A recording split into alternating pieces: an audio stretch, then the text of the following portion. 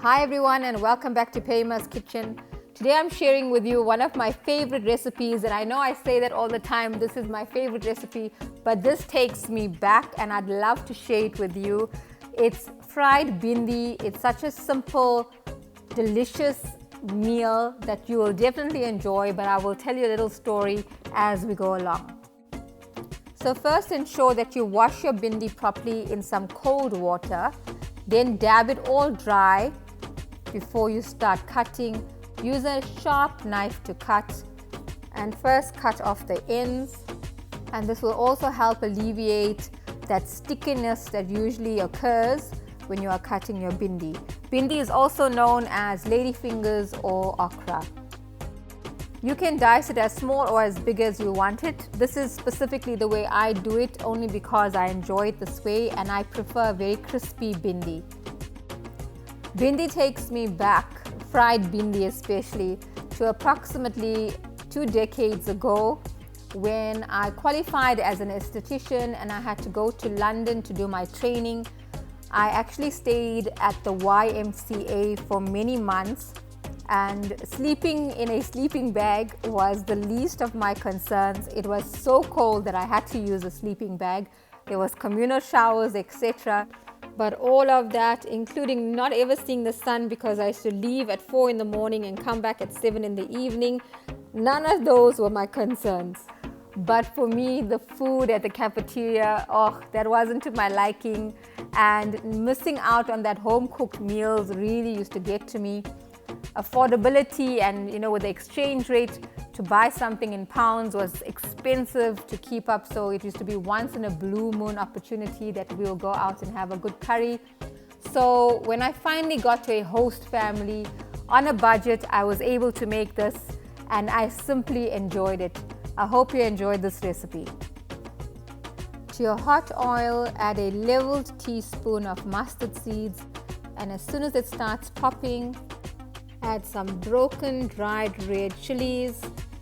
We want the mustard seeds and our red chillies to fry in the oil so all those delicious flavors are released.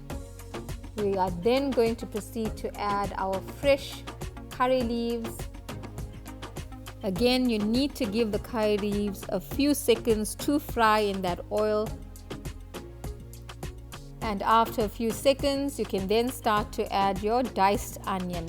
Today I'm using 1 diced onion. Fry your onions for only a few seconds again until it's slightly translucent. And then we're going to start adding our spices. Half a teaspoon of turmeric, and all the spices are kept to a minimal. We don't want to overpower our bindi. After half a teaspoon of turmeric, it's half a teaspoon of masala, followed by half a teaspoon of chili powder. And I'm using Nagia's Everyday Masala and Kashmiri chili powder. Fry it up in the oil for a few seconds.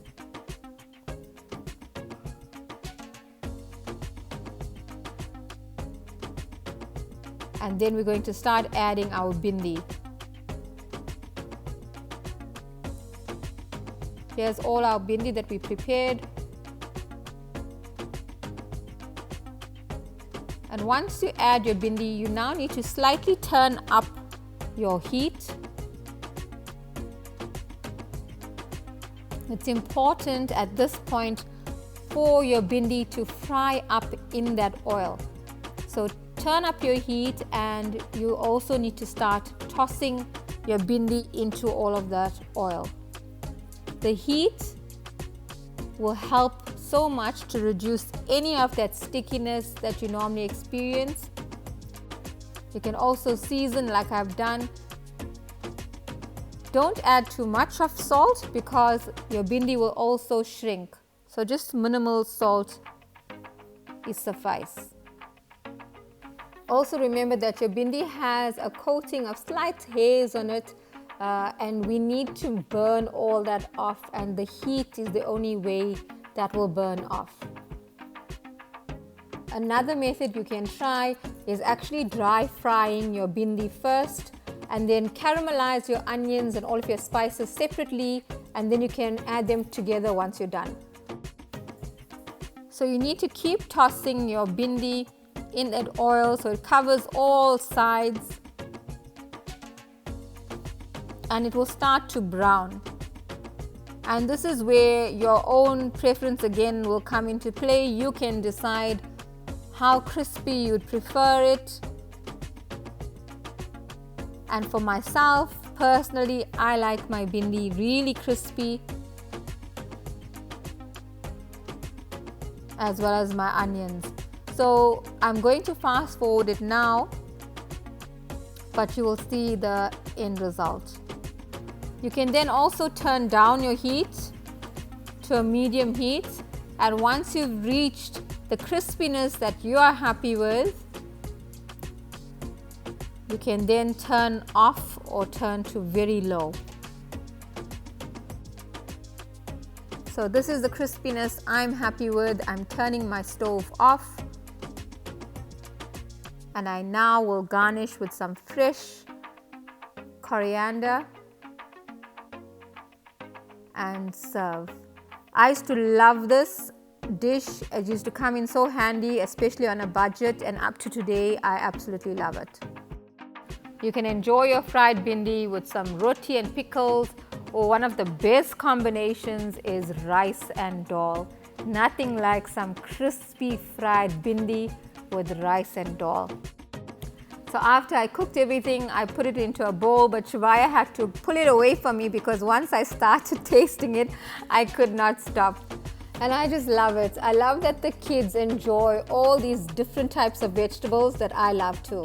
I even once remember eating bindi 5 days in a row because my funds had not cleared as yet, and I was happy. I enjoyed it every single day, and therefore whenever I look back in time, those are actually fond memories for me. Thank you so much for watching and listening to my stories. I had to share this one with you. As usual, all the ingredients used will be found in the drop-down description below. Please subscribe. Kindly hit the notification bell so you are notified when a new video is uploaded. Please like and share, and your comments are always very welcome. See you again soon in Perima's Kitchen. I am Selena.